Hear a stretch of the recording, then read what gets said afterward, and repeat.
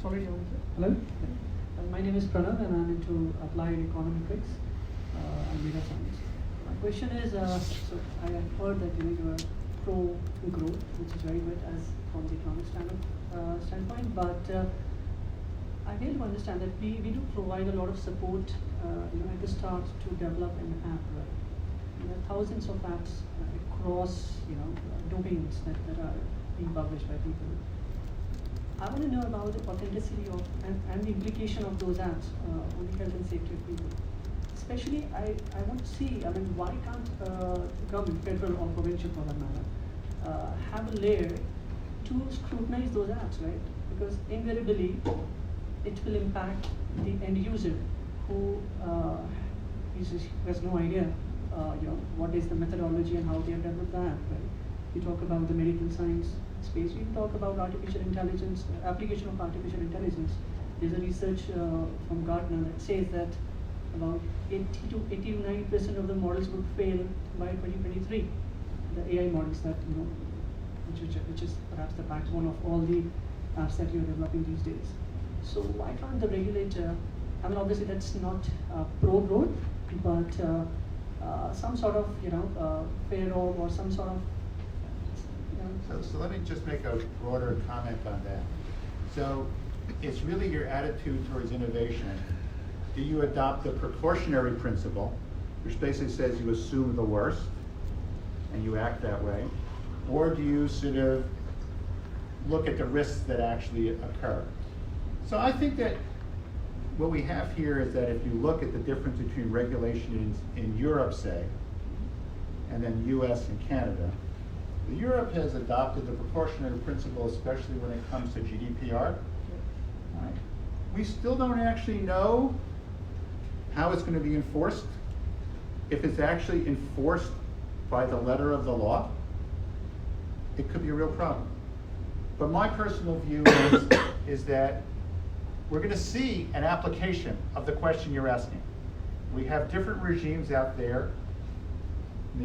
My feeling is that as the complaints are basically that we have slow growth, and we have slow growth in the physical industries, and slow growth in the physical industries affects those countries that are heavily based in the physical industries, including Canada, so that adopting a precautionary principle would have the effect of slowing down those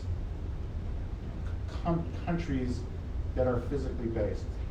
But let me open up to this panelist. This is a broad question. You're entitled to say, I don't know. Okay. But this is an important question, because one could sort of ask the question: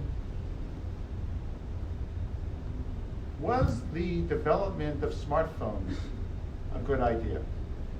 I would have to say that if you sort of look at the number of jobs created, and you look at the amount of value that's been created, I think it's very difficult to go back ex post and say, okay. If I may add one thing, I'm just talking about one of the examples, right? There was one company, that uses the data of, all the patients and recommends, health solutions through the app. So, I had a discussion with the head of data analytics there. So I said, so do you have any doctors in your, scheme of thoughts? He said, no. Do you know what sort of diseases and how do you ward them? There are a lot of analysts working on these things. These things have serious implications, right? If someone is suffering from any disease, for example, that you do not know, or even if you know, you don't know the extent of that. Anybody want to address this? I would just say, I think introducing another regulatory layer to review software or applications, personally very much against that.